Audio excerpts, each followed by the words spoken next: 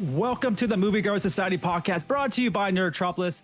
I'm your host, Sean Tajipour, the mayor of Nerdtropolis, and joining me once again is my co-host, Drew Munhausen, the professional media and movie mastermind, who has joined a bike club. You're a motorcycle guy now, right? Forget four wheels. We're going straight to two wheels. Hopefully no training wheels needed.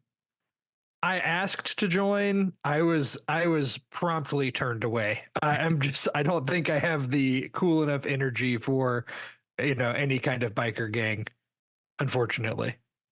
You get some cool points with me being a car guy. Yeah, I think I can see you on a bike. I can see with a leather jacket, maybe more of like the vintage feel. That's pretty fun stuff. Maybe like the Fawns, right? Drew, you could be like the Fawns, Drew. Yes, I'll take it. I'll take it.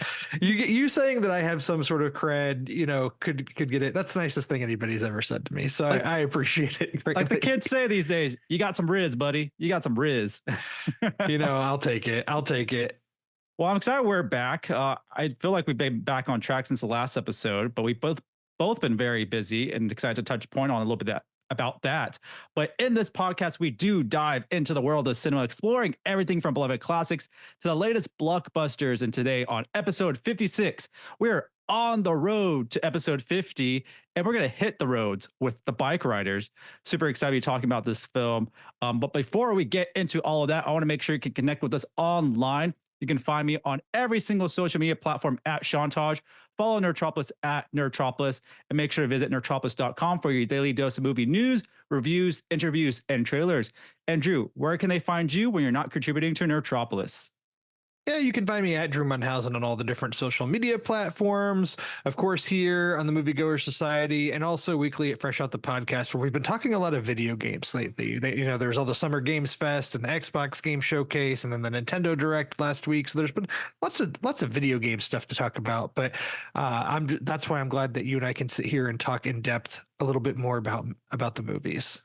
And thanks for reminding me, I need to get back into some gaming. I said that last time. And so at that Nintendo Direct, I think there's some things for me. I will definitely go check that out. Also, don't forget to catch up on past episodes of the Moviegoers Society. Once again, we're on the road to 50, so we're super excited for that. Tune into my podcast, Real Insights, on Spotify, Apple Podcasts, and of course, the Nerdtropolis YouTube channel. I've been dropping a lot of things on there. Also, I will mention it. I did drop a really cool video of my panel with Walker Scobell and Mason Thames, which was like I don't know how to explain it. It was like the Beatles were in town. It was like a Taylor Swift concert. If you go watch that that panel that I did, you can see the excitement there. But I have a lot of interviews coming. I'm gonna post a couple of panels, some really fun stuff coming your way. So I'm super excited about that. But yeah, Drew, I was in San Antonio for the past 4 days or so. It feels like 5 days, but I think maybe a week. Who knows? That was a wild ride, I must say. Unforgettable, memorable experience. You were around a lot of supers. Did you get any powers by association, by osmosis? Maybe did you leave with some super strength? Maybe the ability to leap over tall buildings? Well, according to Brandon Routh, the most important thing about Superman isn't his superpowers, but about what he stands for and what he does in his heart and just his mission. So hopefully I got some of that. I don't need any superpowers per se. I'm happy not getting that. But yeah, got to host Brandon Routh's panel and got to kind of break some fun news about what advice he has for the future actors that will play Superman, not just David Cornsweet, but anybody that steps into those boots. Speaking of, did you see those photos that just came out of the set of Superman? What'd you think? I did. They look really good. I think they look pretty good. They do, and they're kind of like the animated series that's on Cartoon Network / Adult Swim, My Adventures with Superman, which I really like. So I guess I'm going to get used to it. This is kind of a departure from what we've seen in the past. It's like a hybrid of classic Christopher Reeve, just a classic take from the comics, obviously, and a little bit of animation also with it. It's kind of a really nice mix. Yeah, like I know that this is at odds with itself, but it's like modern classic because it's like they have really taken the classic design and the colors are bright, and they really pop. But they've just made the suit look a little bit more like what we're used to seeing, I think, in modern superhero movies, but not as extreme as the super small, tiny details and textures of like what we saw in the Snyder the Snyderverse, the DC you there. In Justice League and so on, where the Superman suit was very tight, had a lot of like little small designs on it, very dark colors. And this is like, yeah, it looks like it's popped right off the page of Action Comics, but also has just some nice detail and design in the suit that I really like. I like it. I don't love it just yet because I don't know how I gotta take in all this colorfulness coming into this world. This DCU from James Gunn is gonna be so bright, which I like. And I just haven't been used to it. The Snyder world was really dark. The palettes were dark. And so it'll be a strange transition to what we just saw to what we're going to see. And it's going to remind us of the stuff we grew up on. Like it was more colorful and vibrant. And I'll get my eyes ready for it. It's going to be super exciting. And everyone else that those pictures were showing look really, really great. And I'm just ready to see what the final product is going to be. And I'm just waiting to see who our Batman's going to be in the DCU. Crossing fingers, it's a out of this world casting. We just need that. I have faith. I have faith. I like what I've seen so far. Speaking of Superman, I also got to talk to my first live action Superman, Dean Cain himself. That was a really fun panel to talk to him about his time on that. Talk about Ripley's Believe It or Not, which was really fun because that was a great show that he was a big part of. Got to speak to Lord Vandervoort, who is Supergirl in Smallville. And then I spoke to another small girl, not small girl, a small girl, Supergirl, another Supergirl, Helen Slater. And so that was really fun to kind of get two different generations of Supergirl. And it's really fun. So a super reunion for sure. And there was a lot of other panels I did. I did Sam J. Jones and I was with Flash Gordon. Dr. Peter Weller, best known for RoboCop. I spoke to Maxwell Jenkins, who is in Lost in Space, and he plays Will Robinson. Kimberly J. Brown from Halloween Town, and Jamie Alexander, Lady Sif from Thor and MCU. That's how I ended my weekend. And that was super exciting too, because she does not do many con appearances, but she will now, obviously. But it's very rare to see her pop up in these. So really fun stuff. You can follow my Hollywood journey, I say, on social media, especially Instagram and Facebook and anywhere else you can find me. So super excited to hopefully do more. And they threw me to the sharks pretty much, and I survived, I will say, and I had a great time. And I'm looking forward to definitely be doing it again. Drew, we saw this movie that's based on a photography book as we lean into our movie of the podcast called The Bikeriders. Were you familiar with anything about the Bikeriders, or was the first time we heard about it because it got pushed back? Couldn't really find a studio, it seemed like. When did you first hear about this, and were you familiar with kind of like the photography book? I remember hearing about it a lot in the fall festival season because it was making the rounds and people were seeing it, but I had heard when the strikes that it got shopped around and then it switched to Focus. So there was actually a period of time where I was nervous that I wasn't going to be able to see this movie if nobody picked it up or whatnot. And like Tom Hardy, Austin Butler, people who you know are big stars and people that I want to see their next projects and what they're doing. So I was happy that this was released. And but I will say my only experience with biker knowledge in general is from watching Sons of Anarchy back in the days, which I don't know if you were a fan of that show. I watched a lot of Sons of Anarchy, so that's where most of my biker knowledge comes from, which we see a little bit of in this movie. I feel like in the latter part of the movie, not to spoil, but where it gets into some of the more crime laden activities of the bike riders, but I won't get too much into it. I was a fan of Sons of Anarchy. I'm not sure how far I got into it. Watching things weekly on real television was hard. Maybe I have to go revisit it. But this was something that I was really looking forward to. It's supposed to come out last Christmas. It did not happen. And it was just I wasn't sure what to take from it, like what it was going to be like. I thought we were going to get something really, really gritty, really dark, just because of the culture it is. But it's based on a true story, and I'm not sure how I'm not sure how much they kind of elaborated on their own and adding some fictional elements. But the summary, it says it's like after a chance encounter, Kathy is drawn to Benny, a member of the Midwestern Motorcycle Club, the Vandals. As the club transforms into a dangerous underworld of violence, Benny must choose between Kathy and his loyalty to the club. And that's a decent summary, but it really doesn't give you enough. I think it's a little misleading at the same time, this actual plot summary for the Bikeriders. It delves into the rebellious spirit of the 1960s. And to be honest, I like the story. It's really well done visually. It's all practical, obviously. And following a bike club is really cool, especially me being a founder of a car club. It was kind of cool to see why they started this bike club, which really started for like really innocent reasons, right? That's the cool part of the story to me is the innocence of the car club and how quickly it just became dangerous. And I guess it's the birth of biker gangs. This is how it is. I'm not sure when the Hell's Angels came in play. Honestly, I don't know if the ending of that is that's where it begins because that was a really interesting ending for sure.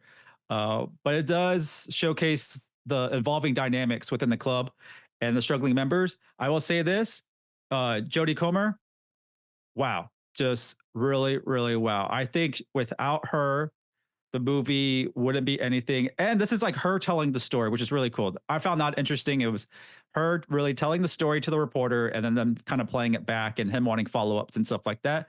Tom Hardy, really, really great in this. Austin Butler is good in this. He's in here, but like his character didn't do much if you really think about it. He was just there looking good. And The strong silent type. like, well, I mean, is that new for Austin Butler? I feel like that's what he's good to play. He looks great in a leather jacket. Looks great on the bike. Was really hoping for more from him, but that didn't happen. But still, when that one scene, I think you know what I'm talking about, came full circle for him, and it kind of made sense to what Jodie's character Kathy was saying about never seeing him cry. I'll just say that. I thought that was a very powerful performance when that came to that. But what did you think about the film? Did you feel? I felt like it started off great. Didn't know where it's going to take us. I like the performances. I love everyone else that shows up in here too.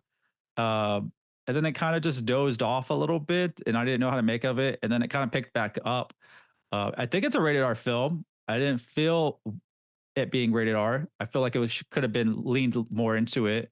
I'm sure there's more stuff that happened they could have shown us or go a little bit grittier and make it a little more fictional. I think if they made it a little bit more fictional, it would have been a more exciting film at the same time. Yeah, so overall, I did enjoy it quite a bit. I thought from a craft perspective, the way it's shot, the way it's made, especially the shots of them actually riding their bikes and everything, it looked great. The whole movie looked really good. It's hard with these types of movies because really this is a fairly plotless movie. You know, you get introduced to the characters and then the movie jumps forward in time, like basically in the span of like 7 to 8 years or so, I think is kind of what the movie spans. So you kind of jump around a little bit and see them over the course of time. I feel like it's really just showing you what the lifestyle of these bikers were as their kind of club culture progressed and what it turned into over the course of those years. And overall, you know, I enjoyed being with these characters despite there not being like, I kind of agree with you. There were times where it didn't feel like it had much momentum, but luckily the performances and the characters were good enough that I was still pretty invested. I think your enjoyment of the film may hinge on your acceptance of Jodie Comer's character and voice in particular.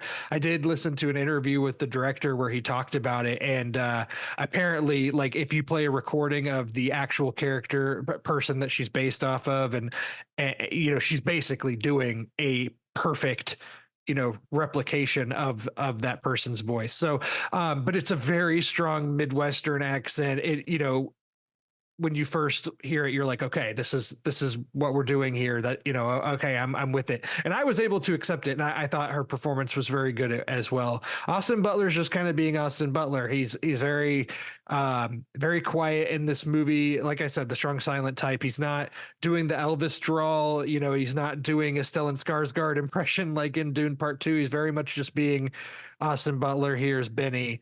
and I liked him. Yeah, I kind of agree. A lot of the plot kind of revolves around him, although he doesn't really do that much within it. Tom Hardy's character Johnny is more interesting, and considering Tom Hardy has the ability to go over the top, he's still kind of doing a voice, he's doing a character, but he's playing it a lot more reserved in a way that I actually really enjoyed. I like this version of Tom Hardy. Um, I like Tom Hardy in general. I think he can just be a little all over the place, but I thought he was very well suited to this, especially because he's kind of the leader of the gang, but yet seems like he has the most divide between his personal life and his life as a biker. Like, really seems like he kind of separates his family life. You don't see as much of his family or what he's got going on at home until the end of the movie. I don't know. I overall, I thought this was a really good mood piece to really see what this lifestyle was like in the late 60s entering the 70s. I don't think it's like an all out masterpiece because of the things we've talked about. You know, there's just not that much plot. It can kind of drag. I understand what you're saying about maybe wanting a little bit more fictional aspect to it, maybe a little bit more of a plot, something that can really propel, giving you a proper protagonist, antagonist, something, you know, some sort of stakes. But I also did appreciate the realism of it. For some reason, bikers, it's a very far away culture from the life that I live, yet I have a fascination with it from the outside looking in. Like I mentioned, Sons of Anarchy recently, I really enjoyed that show. This, I feel like, is an even more realistic interpretation of that, you know, from an earlier time period. Overall, I thought it was pretty solid. Yeah, this film really transports you to 1960s. It's like getting in a time machine and going back, and everything you see and hear on the screen is, you know, perfect. It's due to the cinematography, production design, and just you speak of even the accents for Jodie and Tom Hardy's, like their accents are like what kind of make the movie more authentic, and I'm really glad they went that way. And I didn't find any of their accents annoying. Like, you know, I have problems sometimes with people going overboard with the accent, but like if you're actually in the time era and in um the region, it makes sense. You know, I complain, I think it was Driveway Dolls, we complained about that accent there. And I was like, you won't have that type of accent in 2024. If it's a present day story, modern day story, those accents don't exist anymore, honestly.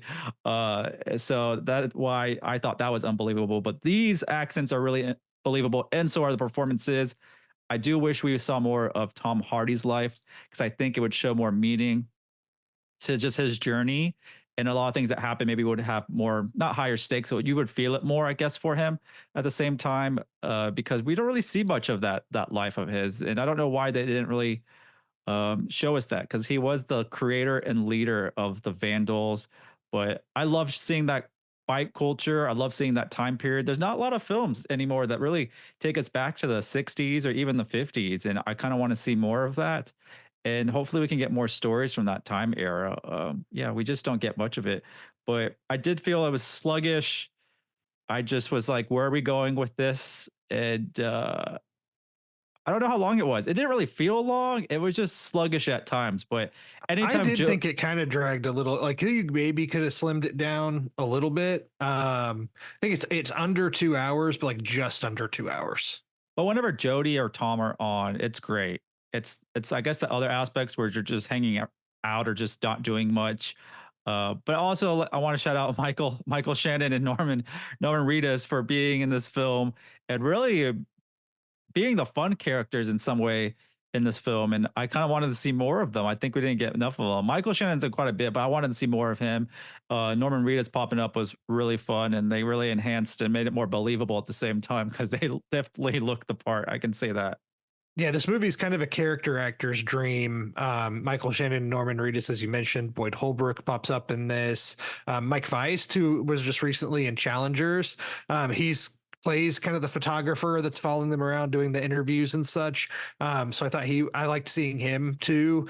Uh, yeah, there's a lot of familiar faces, or in a few that guys where you're like, when Norman Reedus's character showed up, it took me a second. I was like, who is that, Norman Reedus? And then he took off the sunglasses and you could really see his eyes. I was like, oh yeah, that's him. That's great. I didn't know he was in it going into it, so that was exciting.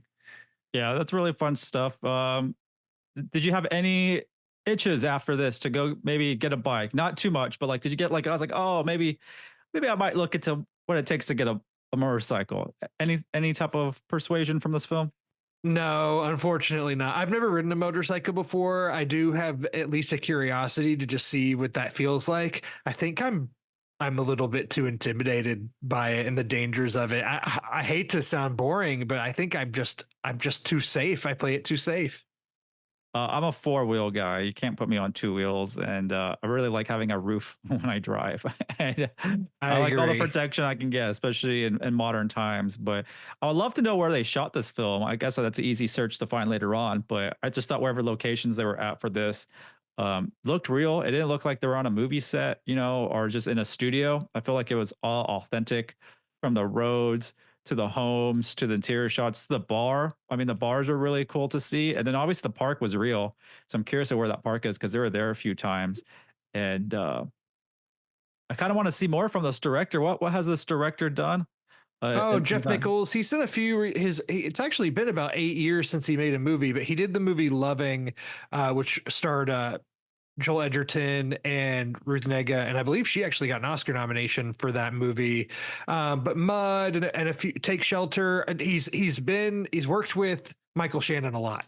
Michael Shannon's appeared in almost all of his movies over time. So, but the Bike Rider, I haven't seen all of them to be honest with you. But the Bike Riders did make me want to go back and kind of revisit some of these, especially just to see if they match the tone. Because I did like a lot about the tone of the Bike Riders, even if I thought it was stretched a little bit too much, or maybe a little bit too meandering at times. Like I said, I just liked being with these characters. Yeah, I might have to go watch Mud. I have not seen Mud, but I always heard about it. And that got some not like nods for nominations or something. Do you recall? Nothing with that one. So like I do want to catch Mud whenever I can. Hopefully, I think it's on Netflix. It's gotta be somewhere to watch. But It was kind of right in the time, or right maybe a little before the reconnaissance really started happening when Mud came out. So yeah, I'm not sure how much it really got. I'm looking at some accolades, maybe some Critics' Choice Awards and things, but nothing major. definitely want to watch that one. But yeah, if you like biker culture, if you like Tom Hardy, you like Austin Butler, Jodie Comer, who's going to be in, I believe, in 28 years later. I think she was saying that they are actually filming now, and a lot of stuff she's doing press wise. She's going back and forth. So that's good that they are having her in that film. That's going to be a really exciting film, I must say. 28 weeks later is on my top, not weeks later, 28 years later is on the top of my list. Big fan of 28 days later. I really enjoyed 28 weeks later. I really wish we got a 28 months later before we get into 28 years later, but still, regardless, it looks like they're really making this story be great. And there's going to be a part two of it too. So that's super exciting. This is going to be a big, big film. And I'm just looking forward to the next Tom Hardy film, which we're going to get obviously Venom, was it The Last Dance, but I want to see him outside of like the superhero stuff. Austin Butler, though, I want to see in the superhero stuff, right? So as Tom Hardy hopefully exits this superhero world, I want to see Austin Butler enter, and I just want to see more of Jodie Comer in anything. So that's a great We'll trio. see. I feel like it's becoming more in fashion to not be part of the superhero world. Like there's folks like Timothy Chalamet and Glenn Powell who seem to be outright kind of rejecting the MCU and superhero world. I'm interested to see how if it kind of felt like before, if you became an MCU character, you'd made it. Like you were in the club, you've made it. But now we've seen some of these folks that seem like they're outright rejecting it and having some success. So I don't know if it's the same kind of stamp on your movie star career that it once was. We'll see. Although Chris Pratt is just literally in every movie. Scarlett Johansson's doing a Jurassic Park movie, Jurassic World movie next. So who knows? Who knows where the world will take these folks? But Austin Butler, I do find to be. He's kind of this fascinating rising star after Elvis, and he's been around. But I'm what's the next big thing from him? I'm really interested to see. I'm interested in him. I'm not fully sold yet. I thought he was great as Elvis, but I'm like, give me the next big Austin Butler showcase I want to see, because as good as he is in the Bike Riders, he doesn't speak much. It's not the best showcase for him in particular. Yeah, I wanted him to deliver a lot of some dialogue, a little more dialogue. If Heat 2 happens, which is apparently in pre-production, we'll probably see him in that. I want to see him. I think I mentioned this before. I want to see him as Gambit in the MCU X-Men. I think he would do a great Gambit. And yeah, more from Austin Butler, kind of showing more of his range and just more extreme performances. I mean, Tom Hardy is very good at that. So hopefully Tom Hardy has told him kind of get outside your comfort level and do some wild things. But super excited for what they have next. And yeah, we're summer officially just started, I guess, from the Summer weatherman. movie season started back in like Back, April, but the May, real but summer apparently it's a scientist started just a couple of days ago. But right. this whole couple months it could be wild with the movies we're watching. We're gonna have a lot of reviews coming your way. I already got some reviews up there. I saw Kinds of Kindness, and I have a very interesting review of that one. The Imaginary. I know we've had a lot of imaginary titles being flown out there with If and also Imaginary, the horror film. But this is called The Imaginary, which is a Netflix animated film which I absolutely loved. So compared to like, I guess we have three imaginary friend films and they're all very different. This one was my favorite one, and I think it was very well done. So hopefully, Drew, you can catch that when it hits. I think July third weekend. I guess the same time as Beverly Hills Cop. We're ramping up to Beverly Hills Cop Axel Foley, Axel F. I call it Beverly Hills Cop 4. And I think that's going to be our next big one. We'll see what we can fit before then, but I think that might be our next one we talk about, right, Drew? I am hoping to see A Quiet Place Day One comes out this weekend before, because I think Axel Foley or the next Beverly Hills Cop comes out what, July 3rd, right before 4th of July. So When is July 3rd? That is the question. Is that over a week away? I don't know what day of the week it is. I it's don't a know what. we're recording this on Tuesday. It's a week from tomorrow. Okay, so we got some time before that. Then, yeah, we'll be catching A Quiet Place and other stuff. So definitely stay tuned to nerdtropolis.com for our reviews and stay tuned to our podcast. Drew, a couple things I wanted to bring up, which I got, which is really cool, and hopefully I can show these properly on camera. But I got sent. Uh, welcome back, Kata. I had to say it like that for some reason. Welcome back, Kata series, which is an iconic show that had a very, very young. Oh, why am I drawing it? Forgetting the name right now. John Travolta? Thank you. Yes. Can you believe I didn't that name? I just don't have for some reason, and I'm looking at this, and John Travolta's right here. That shows you how much he's been like missing in action. John Travolta has been, I feel like, in my eyes, gone for way too long. But this is really cool to have. This is one of his earlier shows, I believe, from the late 70s. And he's very young in this. Yeah, I'm looking at him and I'm not sure why I'm bringing up Pulp Fiction. There's Grease, there's Saturday Night Fever. Like I can mention all his names right now. You know, even was it Michael, where he's like an angel. I know all his films. Had a big brain fart, so please forgive me, everyone out there. I've had a very long weekend doing all those 11 panels. But yeah, John Travolta, I will say it once again. He's been doing a couple things here and there, small stuff. But I need to see him back in some capacity. I don't know in what capacity, but it would really be nice to see him again doing something. So that was awesome. So the complete series is on DVD. You can get that. So if you're a big fan of that show, which I do remember seeing some syndicated episodes, really great. Also, you can get now Manifest, the complete series. Did you ever watch Manifest? I did not watch Manifest, I'm sorry to say. I know of the show. I know the show. I've watched a couple episodes, so I definitely have a lot to catch up on. So really appreciate them sending me this as well. Um, if you said you haven't seen this one that I'm about to pull up, then we might just have to cancel this episode quickly. Um, you can now get Dexter's Laboratory, the complete series. Have you seen this? I've seen plenty of Dexter's Lab. This Dexter's is Laboratory. Yes, I love that. So this is super exciting too. So all of these collections, box sets, whatever you want to call them, all of these great stuff right here are available. I believe Dexter's Laboratory maybe just have dropped today, but a lot of good stuff too. And then another film that dropped today, I'm gonna mention this, and I didn't even mention this when I was in San Antonio, is Ghostbusters Frozen Empire is now on Blu-ray, 4K, UHD, whatever you want to call it. Flip to the back of your copy, and you'll see my name with a quote So you'll see Sean Tarter Nerdtropolis and my awesome quote.